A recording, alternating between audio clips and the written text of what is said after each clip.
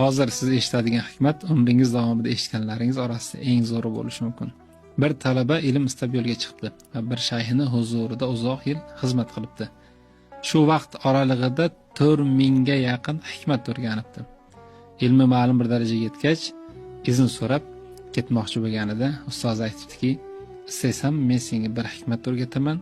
Shu paytgacha o'rgangan 4000 tani hammasini tarozida bosib ketadi. Albatta, o'rgating ustoz deganda aytgan ekanki, tasavvur qil, bir cho'ponni huzuriga bording. Uni iti birdaniga kelib senga yopishdi. Sen it bilan talashadigan bo'lsang, u yog'ingdan tishlaydi, bu yog'ingdan tishlaydi, it bilan teng kelganing qoladi xolos. Lekin cho'ponga yuzlansang, u bitta ishora bilan itni jim qilishi mumkin. Sen bolam, bu hayotda Alloh taoloning yerdagi itlari bilan talashib tortishma.